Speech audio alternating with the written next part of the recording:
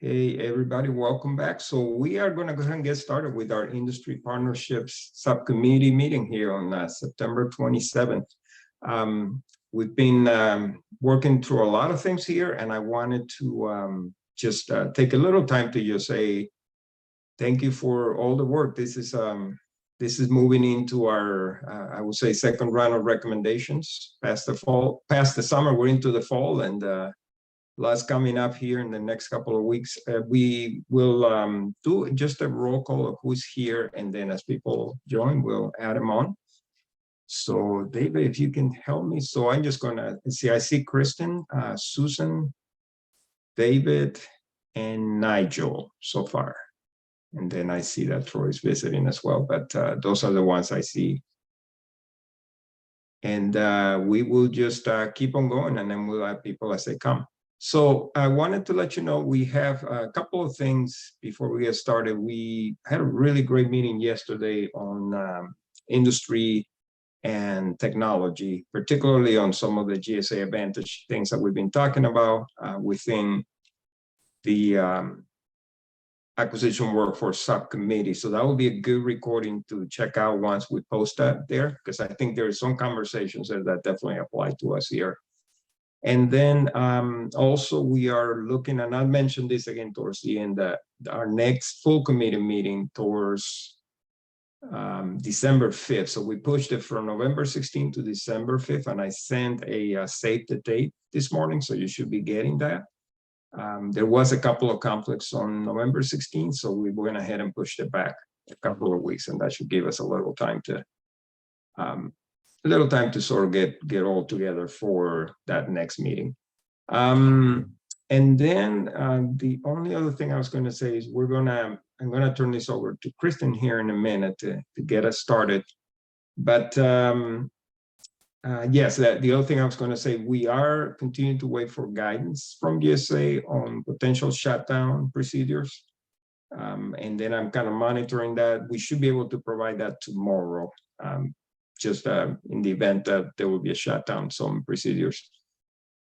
But I guess what the spoiler alert is, things will definitely slow down if it does happen. So it will definitely slow down at all levels. But I will give you a little more specific guidance when I get the final word from the GSA leadership on where we stand.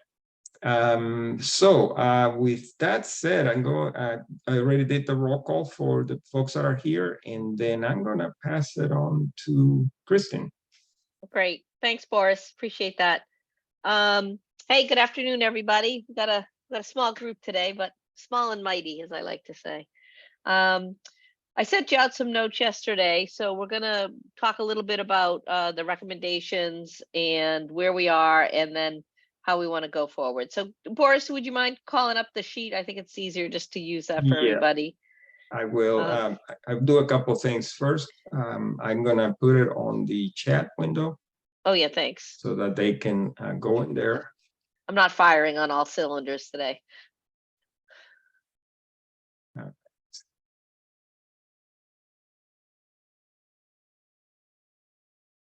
Where is the chat window? Yep, I'm just going to drop it in there now, and then you can all get in there. It's on our members share Google Drive. I'm going to share my screen. We can follow along. Okay. Right. Did you put it in the chat? Yes, I did. I don't see it. Did you hit enter? All right. Is it just me?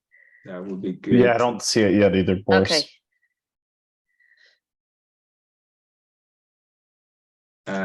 Yeah, let me see.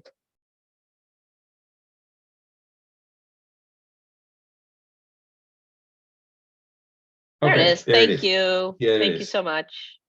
Okay. Awesome. Great. Okay, so as Boris mentioned, we have a little bit of a slight schedule change. So we are at September 27th. We have an administrative meeting scheduled for October 11th, and trying to nail down Greg Crabb to come talk to us. He's the former CISO of the Postal Service, and he can speak a little bit about the NIST model and how it helped him, that type of maturity model. So hopefully I nail him down before I leave to go to Ireland on Saturday. That's my goal.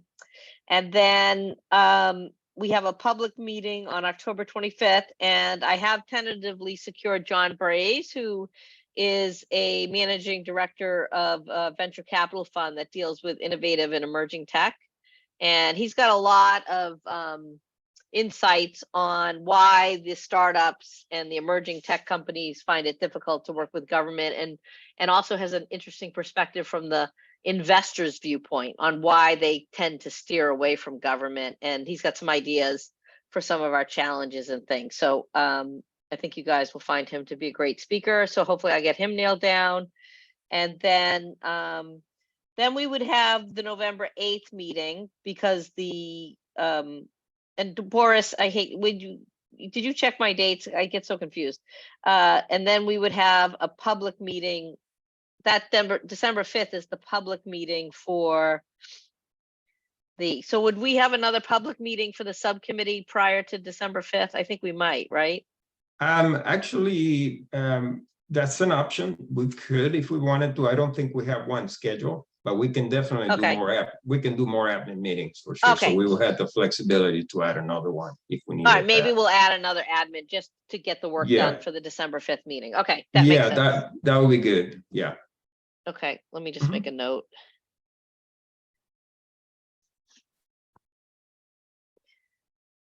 Okay, so any questions on the schedule from folks? And the December 5th is going to be a virtual meeting? Correct.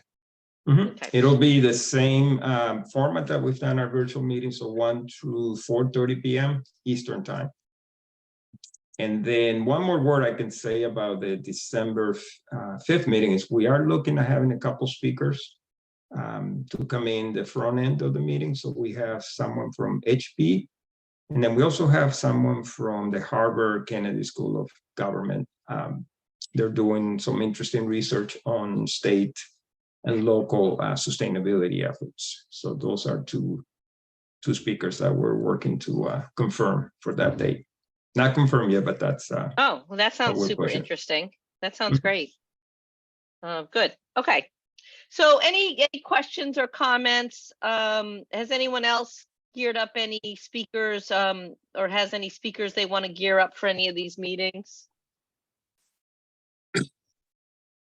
I had a small business out in Arizona that does battery recycling. Okay. A firm that I'd like to bring in and specifically talk about from the small business perspective, how government can better identify and recruit those firms to join the federal marketplace. So I think they've got some unique challenges being a small tech firm that may help us as we're shaping this outreach strategy. Okay, great. Do you have you talked to them about potential dates, Nigel?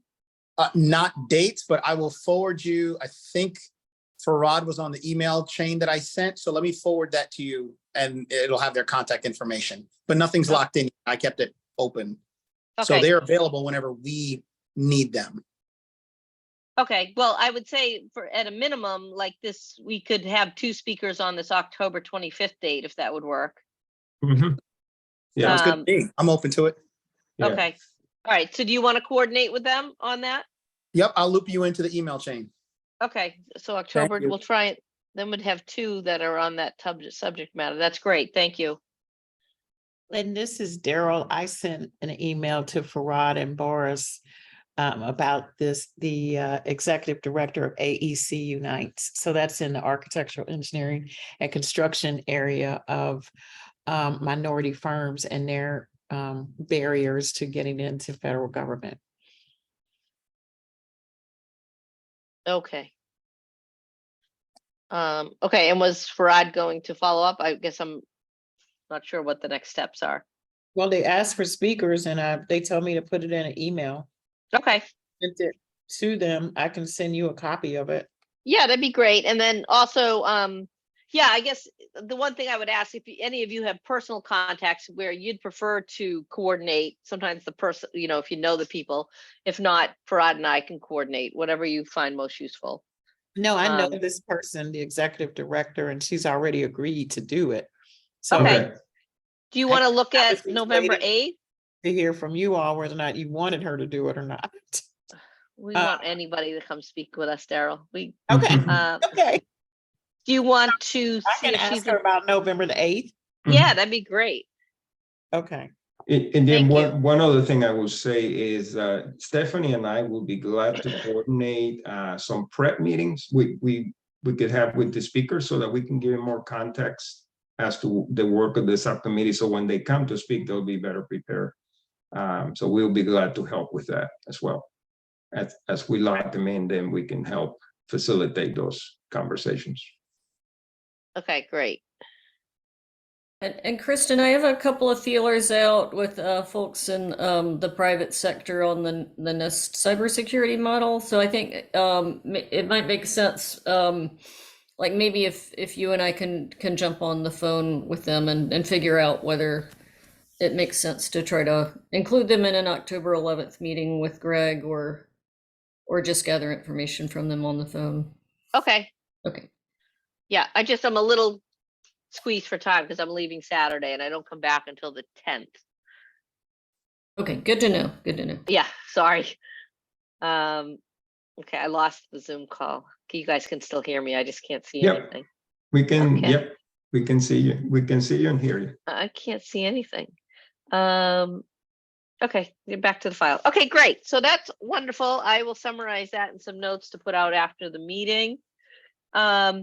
And then I'm just gonna, so for our work plan, we really have 3 recommendations. So one is on the innovative new entrants, and it's about developing these challenges.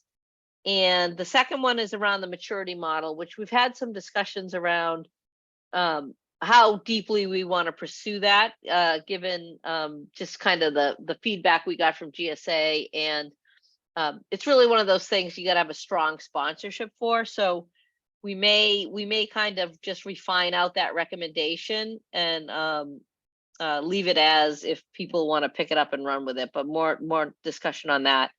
And then Boris and I had a conversation that there's a lot of interest in our third recommendation, which we didn't submit that the first time. And so that's on the Lighthouse, the network of networks. And Nigel, I think you and Farad had put together a list of other organizations. So we may want to pick that one up and kind of work on that lightly for some sort of introduction at the December 5th meeting.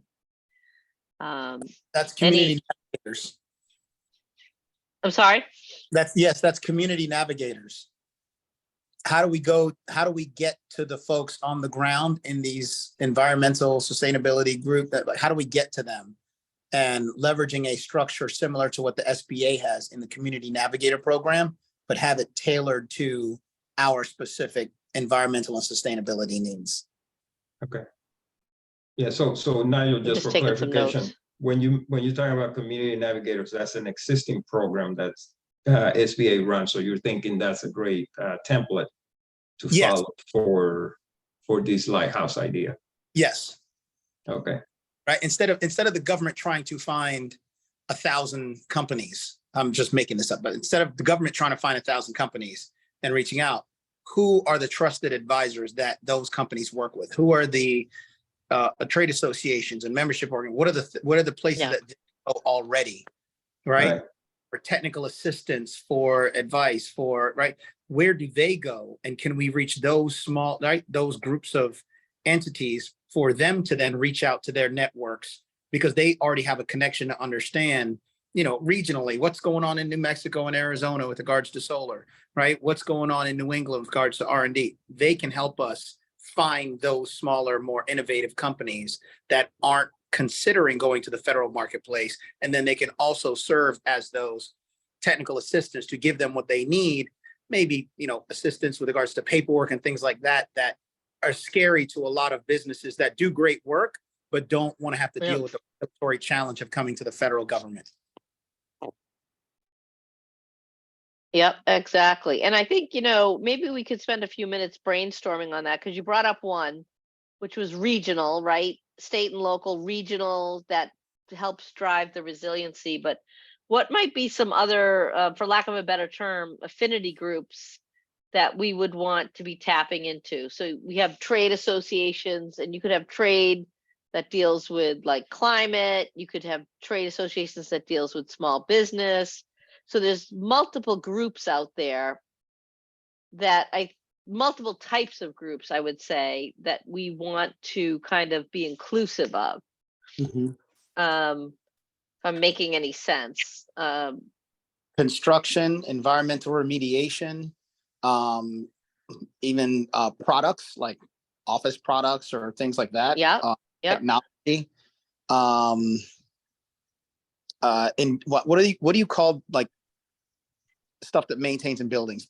Hand towels, paper towels, toilet paper, cleaning supplies. Consumables. Consumables, thank you. Yeah. Nigel, you're on a roll. It's good. And then we also have organizations that deal with small, minority-owned, women-owned businesses, all of that, which is important. Yep. Yep. And even when we hear from John Brace, even the investment community, I mean, there's lots of tech and innovation out there, but these companies are very, very small. That's a great one because a lot of them may even be looking for venture capital dollars. So the VCs may have ideas on who these companies are because they're reaching out to them for funding. And then the other one is, what about larger companies that are doing things that have environmental impact, like cloud operators and so forth, because they use a ton of energy for these server farms and all of that. What about like ITI? We heard from ITI at the beginning of this. A lot of their member companies are the ones providing these services to the government, and they consume a ton of energy. So even their ability to transform how they operate could make a big difference. Yep. I'm just making a note here. I had the file up. I'd edit it while we're talking. Okay, that's really great. So if you envision, and I didn't have the Jamboard up today, but if you envision, like if we created these circles of these types of groups, and then we could start to pull together a couple of them or talk to a couple of them, it may help inform us of, you know, what the end product of the recommendation looks like. I like that. Okay. I'm almost picturing a visual, right? And we don't have to populate the whole thing, but enough to get people started to say, oh, how do we connect all these different entities that have certain affinities to create a much more powerful mechanism to get to the government and hear from the government. Okay, that's good. Nigel, Also allow the to serve as a facilitator. I'm thinking like connecting circles, right? So there may be a circle for because GSA manages the buildings, right? There's an entire division for just building management, and they've got companies that do security and lighting and HVAC systems and all that. There could be a connecting, concentric circle of small businesses that are in that space that interact, that would fall under that category as well. So it kind of fits into GSA's existing role as a facilitator. Yeah. Hey, Nigel, I was going to suggest if you can jump on this document here and start throwing some ideas. I think Kristen will have a couple of them, but if you can get on this document. I just jumped on there too. Yeah, you guys can even jump on. Yep. Because you have a lot of good ideas to capture here, so this would be a good working doc. I will look at it tonight. Unfortunately, I'm dialing in from my phone because I'm driving back into the city for. All right. That's right. I'm capturing most of it here. That's awesome, Nigel. Should we talk? I'm not familiar with the Community Navigator program, but what do you guys think? Would that be an interesting place for us to start to understand that, or? I particularly with regards to the reaching out for diverse suppliers, I would reach out to MBDA and SBA because they both have points of contact responsible for the Community Navigator program. It's a pilot. But yes, bringing them in and explaining how it functions, how they manage it, I think would be a great helpful tool to give us a guidance on structure and how to implement. And we can start with Antonio, who's on our committee. That's our great place to start. Yeah, definitely. Antonio. Sorry, I'm just taking some notes. Hopefully everybody can see the notes. Anybody else Yep. have any thoughts of other types of groups we would want to kind of include in our network of networks, which we call the lighthouse?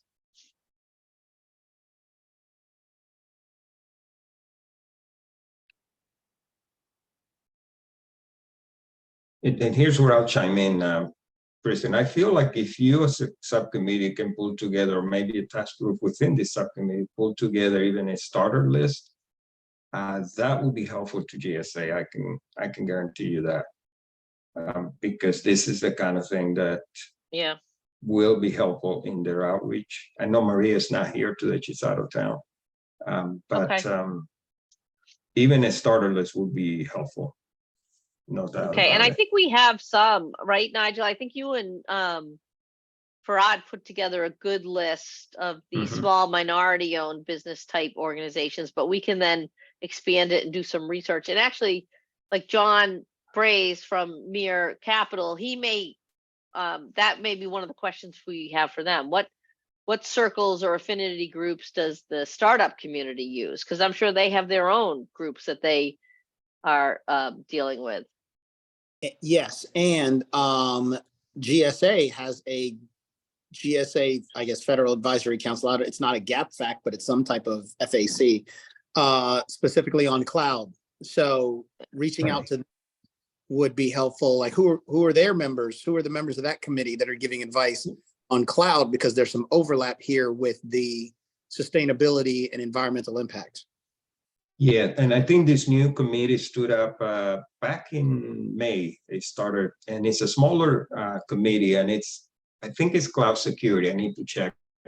So they're a sister federal advisory committee, and they have the membership is all federal agencies.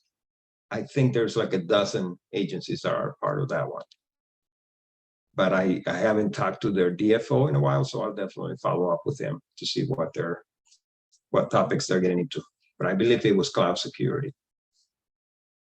And it was a law that mandated this committee. So unlike ours is a discretionary committee.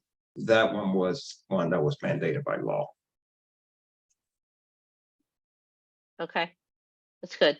Well, and even like we know when we spoke with ACT-IAC, they have and so all those types of committees, many of them are spinning up groups, I'm sorry, communities, they're spinning up, whether they're channels or centers of interest around climate and sustainability. So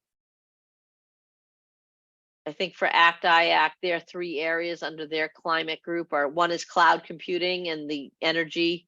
I'm gonna fail on the other 2. I can't remember off the top of my head. So there's a lot of folks working on these things that have a lot of their own network outreach. So if we can connect them, I think that's where the power of this comes in.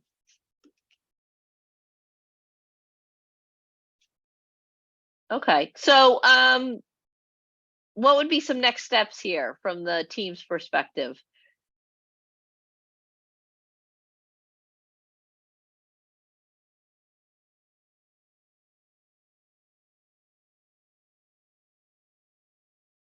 Do we have Antonio from the outreach perspective. We've got a couple businesses and organizations and entities come to present to us. I'm trying to think of how to get the other associations engaged. We can do some web searches, right? If some folks wanted to even just do some Googling and start doing some research, that would be helpful. So it's occurred to me, are there sort of conferences that occur all the time that might be intersecting with some of these things? It's not about a trade association, it's about a conference and kind of getting on the agenda or having a booth or however you want to do that. Well, and they usually attract members of certain groups, right?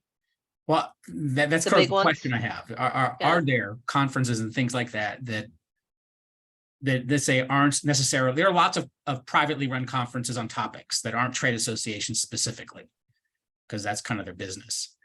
Didn't know if there were any of those that might sort of intersect with things that we've listed here, or I just don't happen to know of any. I just thought I would throw it out there. Yeah, I'm sure there are. I mean, if you think about it, right? Yeah, I'll just leave it as a question. So the question we really have is these people that we're having a hard time reaching, where do they go? Who do they hang out with? What groups do they talk to? And so that's really the question we're trying to answer. And then when we answer those questions, we kind of have the nodes of our network, that these are some of the groups we want to start to assimilate together. So unless I missed it, are there, we have, I work for a trade association, so I'm familiar with that, but things like social media, LinkedIn has any number of groups on particular topics, and it's not a place, but it's a place, it's a destination to go to put information out there and see who you get. Yeah, it's true. Yeah. Great point. That seems So like it's a fairly low lift. yeah, no, I think so. I think a couple of things that would be helpful is, one, if each of us could talk to some people in our networks about this concept, and who would be, I found this when I was networking myself, just personally, that the best question somebody coached me to ask was, who else should we be talking to? And so if we can reach out to our network and have some conversations and talk about this concept and ask about different groups that people might be aware of, and if people can bring those back, I think that would be helpful too, so we can kind of grow this list. Is that something everybody can do between now and our next meeting? I think so. Hey, Kristen, if I could make a suggestion, one thing that might be helpful is if one of you want to own just starting to think about what a recommendation might look like. Not to put you on the spot, Nigel, but would that be something that you even want to take a look at? And using the template from the previous recommendation, just to kind of start building an outline, and that'll help guide the work. And maybe a couple of you could do that, just kind of start, just to divide and conquer a little bit. Okay. I mean, and I don't know, Kristen, what do you think? No, I think it's a good idea. I just know everybody's tapped, so I think it just, yeah, if Nigel, if you want to, I think you and Farad were kind of the leaders of this recommendation. But I think everybody, I'd really like everybody to kind of reach out to their networks and have a discussion about this, because it'll open up some other doors. And if we could just shoot those back to Nigel and Farad, we can, you know what I mean, Nigel, that can be feeding you some sources of information as you go. Yep. I can do the outline. Any help getting the data points would be very good. Yeah. So, but that's where I think we as a subcommittee have to support, right? So if we all have big networks, talk to them, talk about the concept. I mean, it's just a concept at this point, so it's not really fleshed out, but people will have good ideas.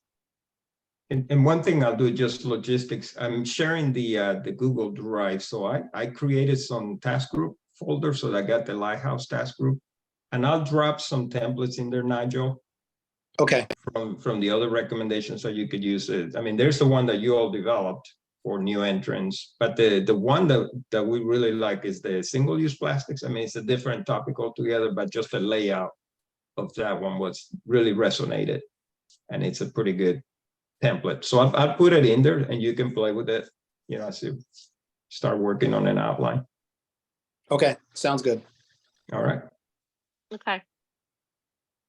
All right, good. Any other thoughts on the lighthouse? And Nigel, I'm kind of visualizing, I think we can come up with a pretty good graphic with these circles that kind of intersect, right? Something kind of cool. Sorry, I was thinking Olympics. Yeah, but bigger, Nigel. I'm thinking of seagulls and lighthouses and waves in the back. Yeah. Okay. Circles, concentric All circles. right. No, that's good. Any other thoughts or comments?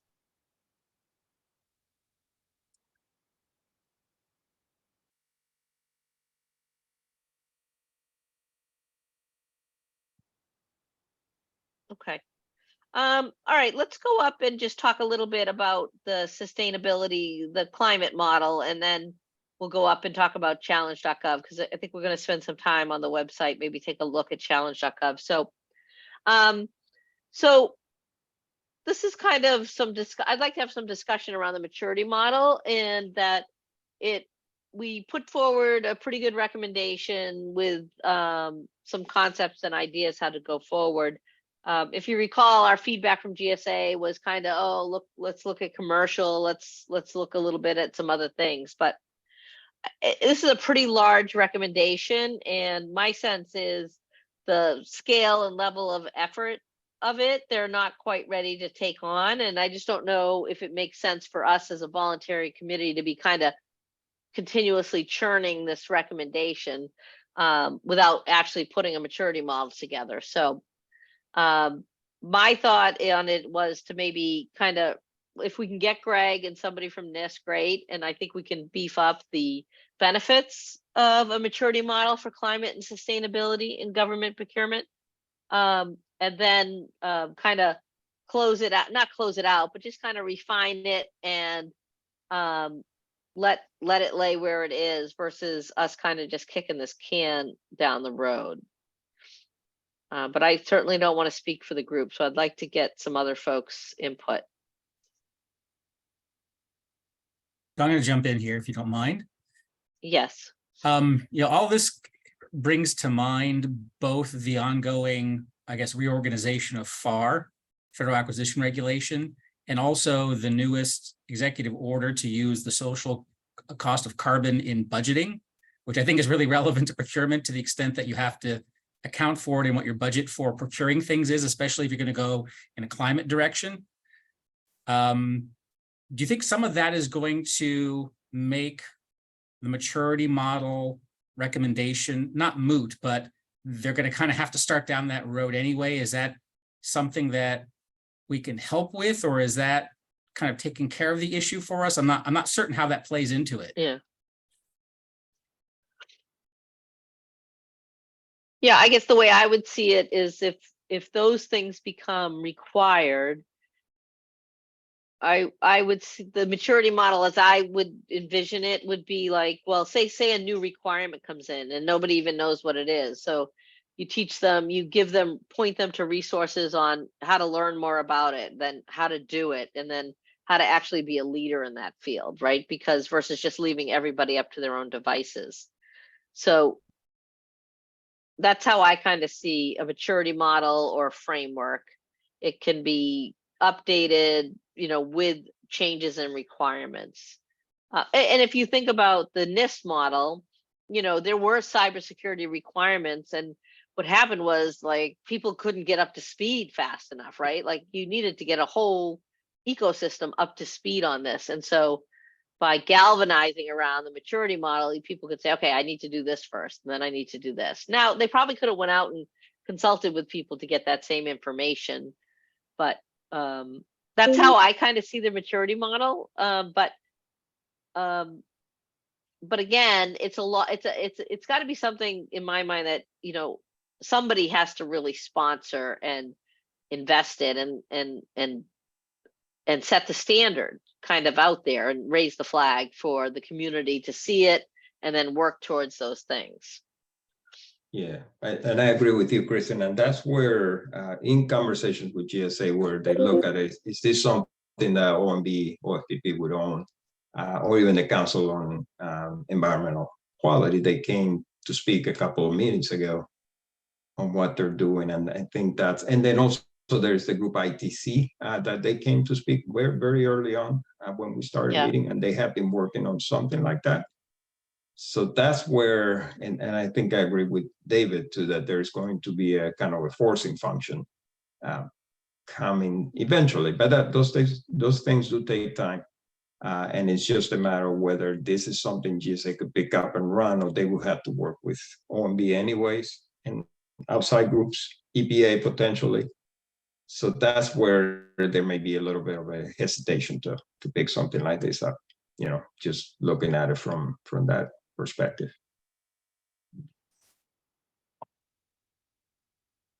Who else has some thoughts? There's no wrong thoughts on this, so.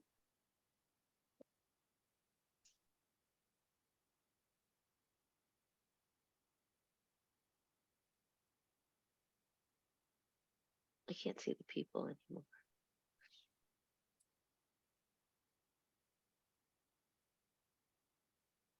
I can only see Scott, so I don't know what happened to my screen.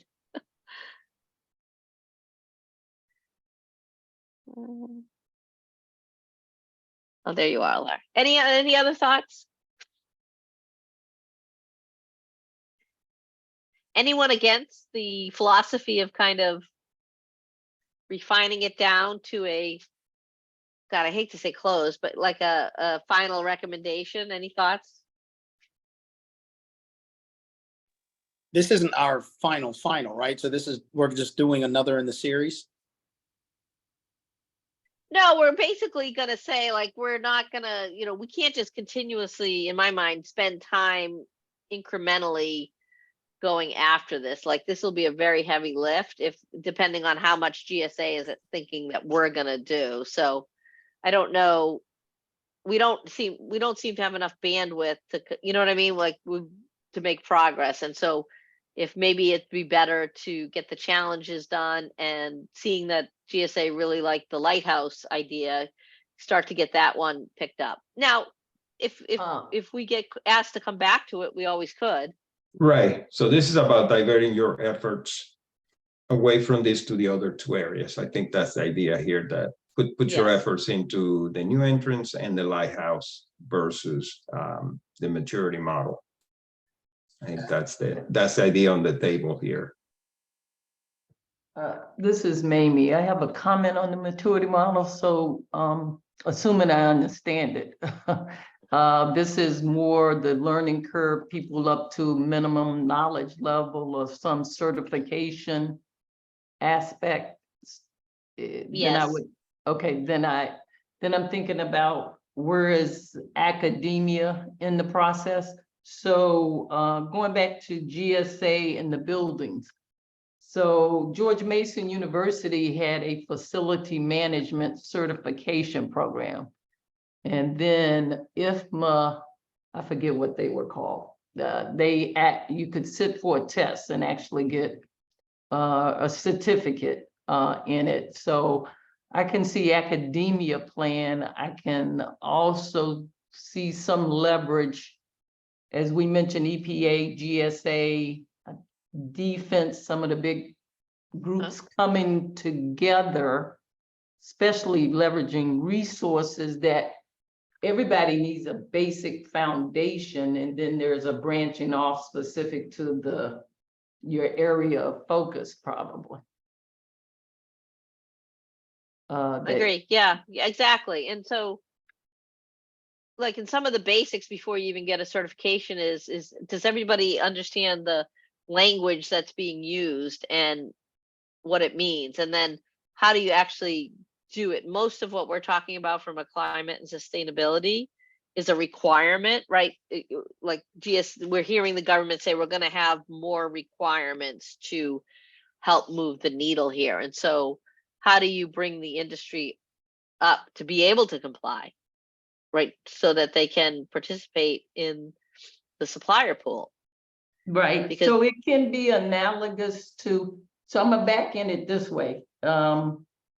When you think about the 1102 series and when they brought all the government 1102s to a requirement, I know this is on the acquisition workforce side, but they also brought the government requirement on the cyber or the IT professionals too. So you could structure something similar to that for the supplier side. Yep, that was the concept. This would be supplier side facing. Yeah. But you can so- learn from how you're bringing your professionals up. The government professionals in the discipline. Or you could model it after that, I guess, is what I'm trying to say. No. Am I off course? Am I making sense? If I'm not making sense, then I can be quiet. No, I think they do mirror each other, maybe. They do. Okay. Because it's the government's trying to move forward and it needs its supplier base to move forward, but it also needs its workforce. So, I think the cyber analogy is very good because everybody had to get up to speed, right? Everybody had to get up to speed. Same thing with climate. If we all don't get up to speed, what is the consequence? Government doesn't meet its goals, the planet suffers, humanity suffers, what's going to happen? But this is a heavy lift. And so my thought of it was, the reason I was hoping to talk to NIST was when NIST championed the cybersecurity framework, that's what became something that everybody could rally around, like people. So when you talked, I was in the Postal Service, but when you talk to private industry about it, you could use that as leverage to say, well, this is where we need to be. So you all need to get there with us, right? Because you're supplying us some of this technology. You kind of set a standard that everybody is working towards. Yeah. So I guess what we're trying to say, I think Boris said it good, is this worthy of our limited time, right? We're a volunteer subcommittee with limited time to continue pursuing this deeply now, or would we prefer to focus on the challenges and the lighthouse? I mean, I would personally prefer to start to focus on the lighthouse given the interest in it. And if asked to come back and visit this, we certainly can. We're not going to lose any of our artifacts, but I guess that's what we're asking the team. Shy of a vote, is there anyone against doing that, or are people for doing that? What are you more passionate about, all of you?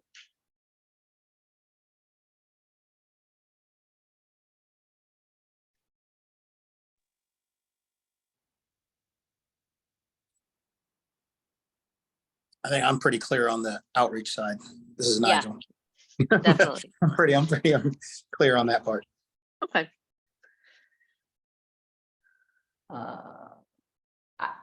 I think this is a fundamental piece for the entrants, the new entrants to come in and understand the game.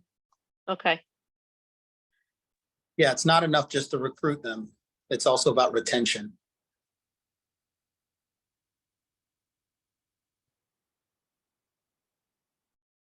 So the question would be, is it really separate? Is it a step in the process? That's a good question.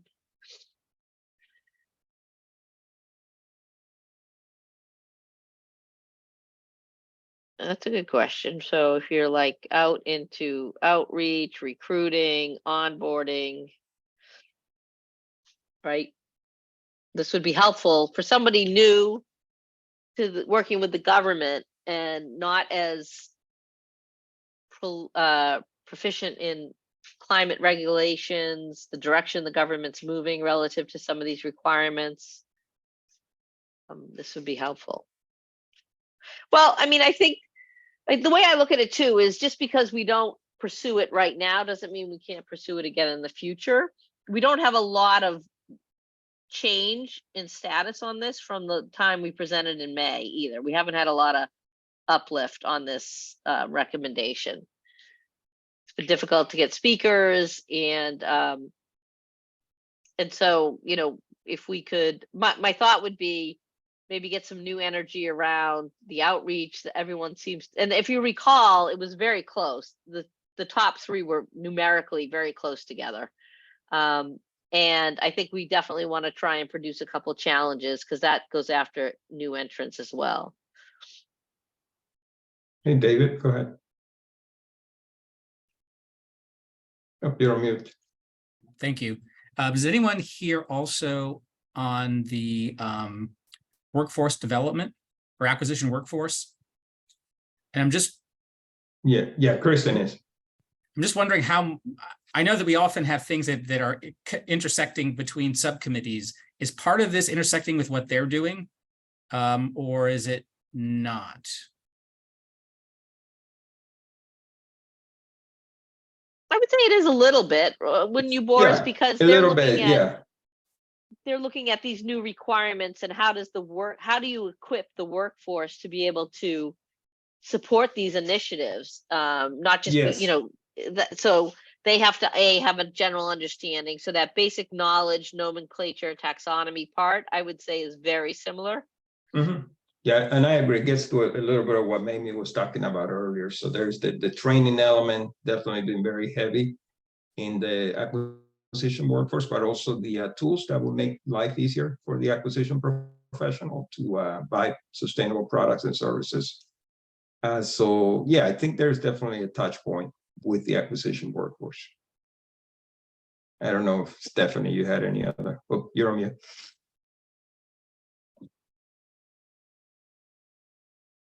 No, I don't have any comments. Oh, okay. I'm just going to go back to, and I think this is something that we spoke about earlier. I think that any recommendations that you guys make can all fall within a maturity model, because what it will do, it will just build upon, each effort will build upon the other. And so I just wanted to put that out there. Right. Right. So it doesn't necessarily go away, but it's just, it's something that puts it together. I guess my question though is, and I appreciate everyone's response on about intersecting with acquisition workforce, but would a recommendation that we have assume that something has happened in that subcommittee, or is it kind of a necessary step over which we don't have not that control, but it's not kind of what we're focused on? No, I'm not sure about that. Okay. So for example, I like to use the example of when I first came on this committee. I worked for a big company, a really big company, and they were like, I don't know what's so complicated about calculating greenhouse gases. And then our first speaker was representing small companies, and her comment was, it's very difficult for them to calculate their greenhouse gases. So that kind of showed, like, how do you bring up the whole C then, right? So to be able to get to that minimum requirement, and then how do you become stronger in that area? So, and I think on the acquisition workforce side, David, they're asking the same type of questions, like, how do I ensure this procurement professional understands what's being asked of him or her and knows where to get the resources and the information to be able to do their job effectively. So from that perspective, it's almost the same question. It's just the lens that people are looking at it through.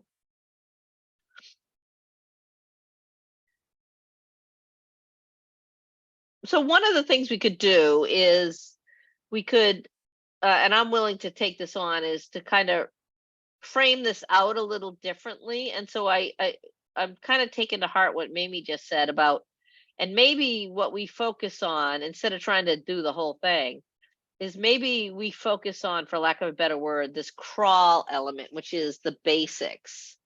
And then that might tie into, as we build out the lighthouse, because we're all going to be talking about climate and sustainability, and we do our challenges for challenge.gov, like we're our lens is around, getting people started, type of thing. And maybe that will help kind of people see the value. I don't know. Any thoughts on that?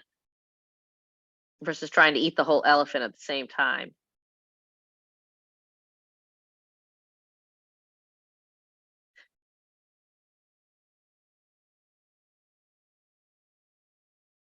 And actually, could you scroll down, Boris, please? Thank you. Yeah. So, and then, so the way this would work is, this is, I just took from a basic one, but, knowledge and understanding. And then, how do you measure your capability against that requirement? And if you're capable, great. A, do you know what you're doing? Then are you capable? But if you're not capable, what do you do? How do you get resources to help? If you're not capable, so this just kind of organizes things for a company to say, okay, I can go to this resource to get more information on this. And then, and kind of self-help. It's really a self-help type guide.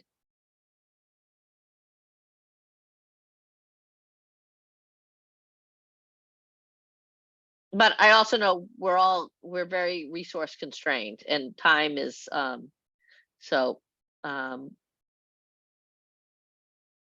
and I probably was the most involved in this recommendation, so I can certainly try and refine it to a way that is explaining this better, but my kind of vote would be to go after the first two, the Lighthouse and the challenge.gov, because I think we can put together something pretty good between now and December for GSA. Not that we have to be submitting actual full recommendations, but and I think they're very interested in both, whereas I think they're somewhat interested in the maturity model. Yeah, I think that's accurate, Kristen. I don't know if Stephanie, if you agree with that, but I think that's from what we've heard. I think that is in sync. Yeah, and I think and maybe Kristen, maybe you could consider working it from this aspect, just going backwards and just saying that these two initiatives that we're considering right now, Lighthouse and challenge.gov, are just a small part of what could be incorporated into a maturity model as far as steps that will help us to basically achieve a bigger objective or goal. And then you can just include additional initiatives within your model as you continue to build that out based on these two events. Okay, yeah, I like that. And actually, I think the Lighthouse, well, actually, I think both the challenges and the Lighthouse getting those going might better inform us as to what the maturity model should actually, Yeah. how to best support them. Yeah, that's a really good perspective, Stephanie. I like that. Okay, all right, I'm starting to lose my voice, so we could go up to the top. Now, the challenge.gov, one of the things I'm going to encourage everybody to do, I spent about a half an hour on the website challenge.gov before the meeting, and it's a super easy website, but it actually lists out all these different challenges that are already going on and who it's targeted towards, what the prize money is. And so what our goal was really, really simple, was to just come up with potentially 3 to 5 different types of challenges, what audience they would target for GSA to consider. Just give them a pipeline. Because we already gave them this recommendation about attracting innovative new entrants. So I'm sharing my screen here, kind of navigating the challenge.gov. And as I presented a couple months ago, so I participated in one of these at GSA. And in here, you can go and see what those look like. For example, so I'm just kind of scrolling the ones that have something to do with climate. Here's one. Let's take a look at this one here. Water toxicity challenge from USGS. And then there is opportunities here, and it gets into the weeds here, like the overview of the challenge, the prices, the rules, how contestants are going to be judged. So this is like a Shark Tank idea.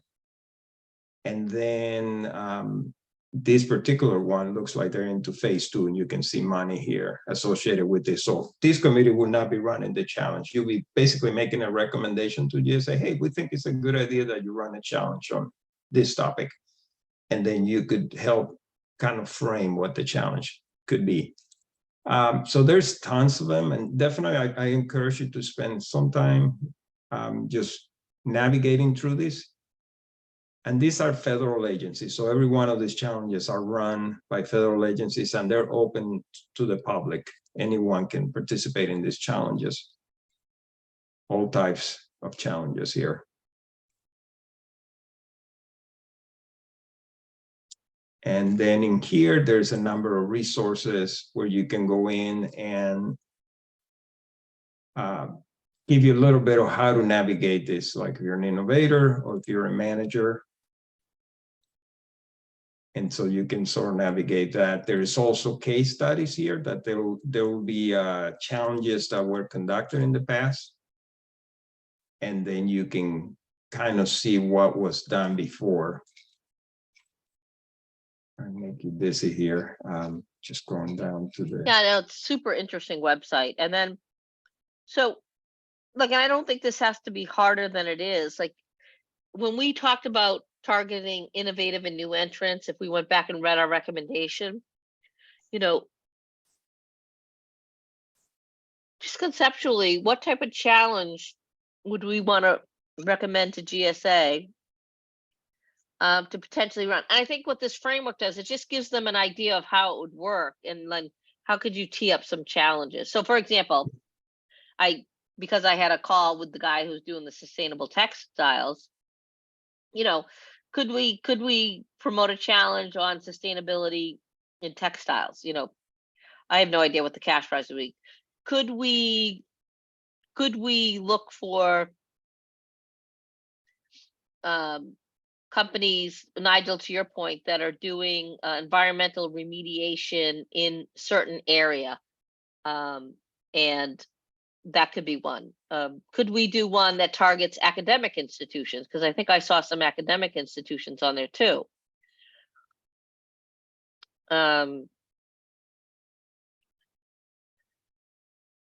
So is this kind of resonating with people, or is it confusing people? I'm not quite sure how to read the team here.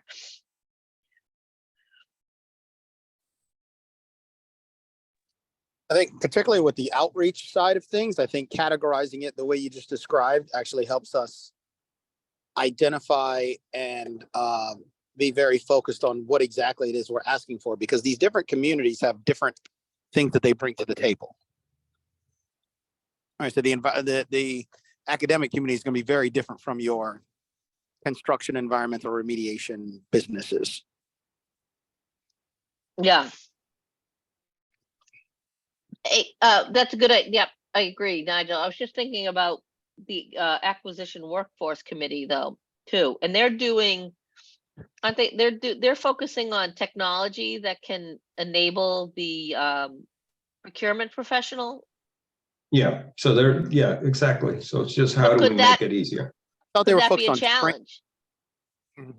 Okay. Could that potentially be a challenge?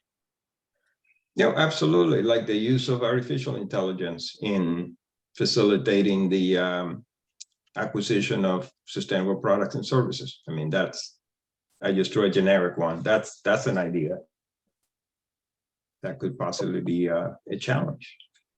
But Yeah. I thought the challenge was for Shark Tank, right? To identify and recruit the businesses themselves. Right. It could be not the the academic community. Right. No, You it can could be- totally do it that way. Mhm. Yeah, but you can target them towards academic communities too, which was part of our recommendation. If you remember, Nigel, we said to include academic institutions. And it's not just to find the one company.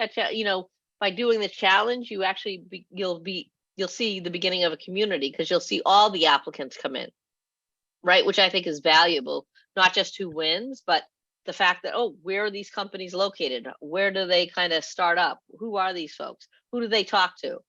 Right. Yeah. So let me put it to you this way.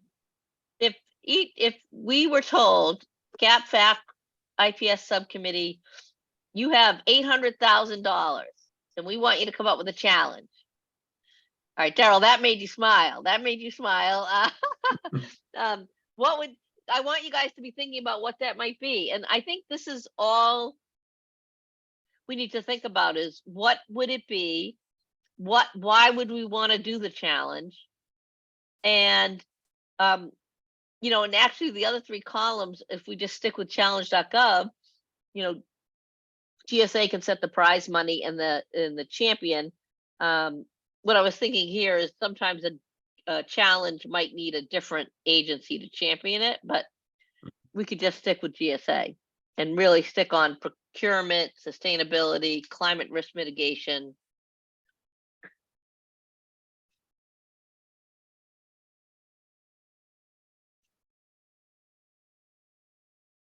So there's only a few of us on, so we'll each have a homework assignment, including myself. Just brainstorm, talk to your network, and come up with a challenge. We don't care how crazy it is. All right, and we got $800,000. And just think about it, and then let's brainstorm those together, and I'm sure we can refine it into a couple of challenges. It's good. You guys all have good ideas. Let me ask a question. David and Kimberly, put you on the spot. In your communities, have you been involved in any kind of challenge or competition where you're trying to bring some innovative ideas? And I'm just wondering, because a lot of these have come from the science community. That's where a lot of the challenges have taken place. But I wonder if you've been involved in anything, not necessarily on challenge.gov, but similar types of competitions where you're looking for like innovative new ideas. Yeah, this is Kimberly here. Not in this particular aspect. It definitely has been just on the research side where we've been kind of exploring a specific research question that we were looking for like proposals on to be able to, to help define whatever the research area was, but not in this capacity, at least not from our folks. Okay. I really like the concept here, and I like Kristen, how you laid out that, come back with some ideas for events. I wonder, I know Boris, you had put up one of the most recent challenge. So if they're not already kind of in the share drive, if you could maybe drop one or two of those in the share drive or drop the link to it in the chat, that way, because I like to just take a look at how they're structured as I'm thinking, because this is not something that I'm familiar with. I know that we've talked about it on these calls, but I haven't actually participated in one of these challenge processes before. So I'd like to make sure that as I'm thinking about potential ideas that I'm scoping it out effectively. Yeah, and I can do that. That's a good idea, Kimberly. I can definitely come up with some ideas that I think would be relevant for our space. Because again, that's a process that I've gone through myself. Yeah, and we can put the we'll put the link to the challenge.gov. It's literally just challenge.gov and it brings you right there. Right. And one other thing I was thinking here as we think about the challenges from previous challenges that have happened, is there usually like a target number of competitors that they're seeking? And the reason why I ask that, because I'm just thinking about like the networks that we have that we could tap into, and is there a certain number that we'll be like, okay, well, it'd be good to make sure that we're targeting to get, at least a minimum number of participants in the challenge so that it provides some tangible information and data? Yeah, that's a good question, Kimberly. Normally, you're thinking about those types of things, who might be competing on these challenges. Typical challenges on challenge.gov, they go out everywhere. They go as far as they can go because it's open to anybody in the public. But they'll target specific groups. They will definitely target specific groups. The one I participated in, it was a 3-phase challenge. We started with 50 competitors that came to the table. And we whittled that down to a couple of phases, down to 10. The finalists were 10. And then we did a final round where we had presentations to a panel. And after those presentations, we selected 3 winners. But we started with 50, got it all the way down to 3. And the cool thing about this is not a FAR-based competition. So it's America Compete Act regulation, which is much more, you don't have a lot of, it's not very bureaucratic, so it's really easy to work through. But yeah, we push it to whichever communities we're going after. And do all of the challenges, like for the purposes of our recommendations, do all of these challenges have to be targeted as GSA being the champion, or can they be other agencies as the champion? It could be other agencies. The thing about GSA is that, because it's a GSA committee, so we definitely want to focus about the things that GSA could pick up, where GSA would actually think, hey, we should run this challenge in Federal Acquisition Service. And they've done challenges, so it's not going to be a new idea for them. GSA happens to manage the technology for challenge.gov, just happens to sit within GSA, but it doesn't have to be GSA. Okay. Thank you, Boris. Sorry for so many questions, Kristen. No, it's good. No, it's awesome. Awesome. No, I think those are good questions. So I think, if we can, and I'll try and frame out a couple questions in the notes I send out to you guys after this. So like, if you could just talk to your networks about, hey, if we were going to run a challenge, if there was going to be a challenge that had to deal with, sustainability and climate risk and procurement, what would you think it would look like. Who should we target? And I'm sure we're all going to get a ton of ideas. And then we can bring those back together, and because usually people will answer it from their perspective, like what they would want to see happen, right? I think that would be really good. But our goal here, guys, is so at our next meeting, we want to brainstorm some of those ideas. We want to refine them. And we just want to provide GSA with some recommendations on what we're thinking. And it's going to be a loose recommendation, because they would actually fine tune the challenge, the mechanism of it. And but I think sometimes providing people with an idea of what something might be is helpful. Yeah, think of challenge almost like a pilot program. So these are sort of pilots that you would run, and GSA loves pilots. We do a lot of pilots. And so that's another way to think about this, where you would say, maybe you could say, these are 5 areas where we think there will be a good opportunity for expanding the pool of new entrants with sustainable products and services. And these are the goals, the objectives of those challenges, what we would hope to happen. And then this is what we will feel is sort of the level of effort. So you can just give them the basic idea. You don't have to like even define the whole challenge, but just the ideas of what it would take. And they are a heavy lift for somebody to do, but it's not like an acquisition. It's not like running the work that Stephanie used to do, where you're running a whole competition. It's not what you do with these. So it's a lot easier. And one thing that's interesting is when you award the prize money, so it's sort of like it's a prize. So you win the prize. Let's say you get $500,000 for your idea. So you're buying the idea, essentially, is what you're doing. But that's it. There, you basically cut a check to the winner. They get the $500,000, and there is no track, follow-up reports, what they did. You're not actually buying what they're going to do with it. So you're just getting the idea. That's the other thing that's interesting about challenge.gov. And I think if GSA runs a few of these challenges, champions them, I see it as being very helpful to identifying the types of companies and where these folks are out in the ecosystem, which they've said is a challenge. Like, we don't know where they are. We don't know how to find them. So you're sending out a beacon, and you may not get the whole group to respond, but you'll get enough to not only learn from the winner, but to ask questions of everybody that comes in and gain more knowledge about that community you're trying to build out. Right. And you're sending a demand signal. It all goes back to the lighthouse. When you said beacon, I was thinking of the lighthouse. It always goes back. I'm just kidding. But it does send a demand signal to the world. This is something that's important to the government. And so that's one of the benefits you get out of it. For sure. Okay. And I think Kristen, I might follow up with my friend that runs the program, but I think there are some competitions where you actually are able to fast track a company that wins the challenge into a federal contract.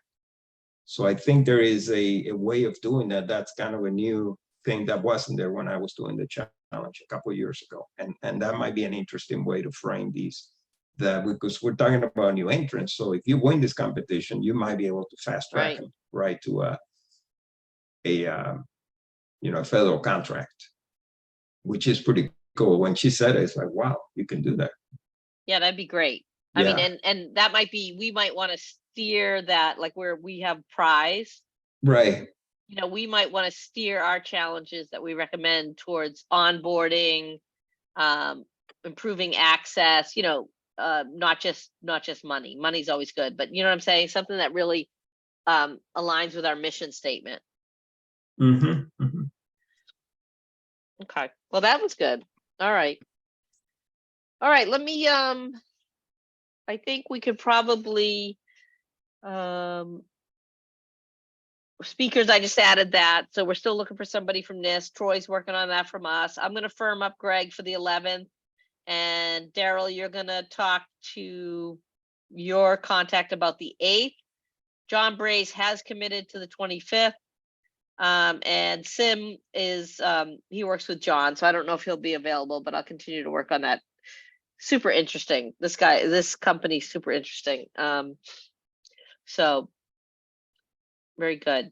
All And- right, should we go for some public input? I don't know if we have anybody from the public yeah, on, but we should and- probably do that.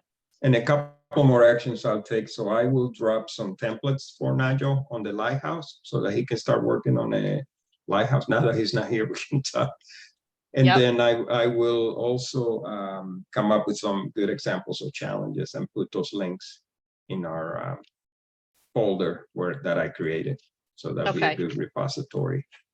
And for then that. everybody's gonna think about challenges, come up with some ideas, just come up with ideas. This is a safe group. And then secondarily, please talk to your network about challenges and see what they have to say. And then be thinking about any of these groups that you would want to be inclusive in the nodes of the lighthouse. Think about your Rolodex and who are the groups you talk to and that your network talks to. And I think we'll be able to pull in quite a few names there. Okay. So as far as public, I think the only person we have is Troy.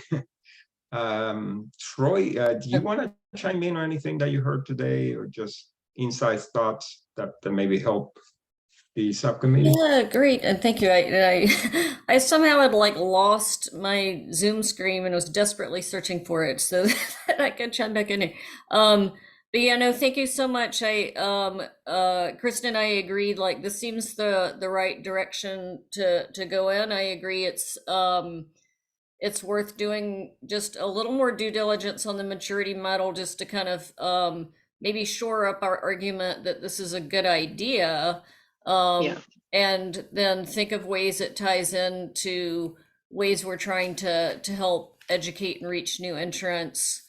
But by all means, like it would be such a huge heavy lift for any entity to stand up the maturity model. So I think the path you've laid out really makes sense. And I will put my thinking cap on too and start reaching out to some folks just to brainstorm on for both the lighthouse idea and challenge.gov, like who else we might think about talking to or with Lighthouse, like other good organizations to pull in. So thank you so much. Yeah, that's great. Yeah, thank you. Yeah, I think it's a matter of just bandwidth. Like if everyone, like you could carve out 20 minutes to like go through your Rolodex or go through your contacts and be like, oh, I already know 5 of these groups. Like I interact with them, and it's just hard to think of it off the top of your head when you're on a Zoom call. So if everybody can kind of take that quiet time and do that, I think we'll come up with a really good list. Yeah, and I'll say it again. I think that's an area where you can really add value to GSA, because that's what I heard. You all know a lot of people and a lot of networks, and that will definitely add value. Okay. Great. Well, I'll compile the notes from the meeting and send those out. And should we see if there's public input? Nobody. Oh, Troy, you Yep, gave it to us. that was Thank it. you. Thank you, we Troy. just- That was wonderful. All right. Well, I know we're a little under time, but my voice is starting to go. So I'm certainly can support adjourning unless other folks have some things they want to talk about today. Well, I hope you enjoy Ireland. Thank you. Thank you. My first time, so I'm excited. Oh, nice. Cool. Yeah. I'm going Great, to send thank you you, some Derek. recommendations, Kristen. Excellent. Thank you. I can't wait. All right. I'm gonna. All right. Okay. Well, So our next meeting, the 11th, right? The the administrative next meeting on the is 11th. October the 11th, correct? Yep. And Okay. then we'll follow up on these actions here. So thanks everybody for joining in. Thanks. So let's go ahead and adjourn the meeting at this time. Great. Thank you. Bye.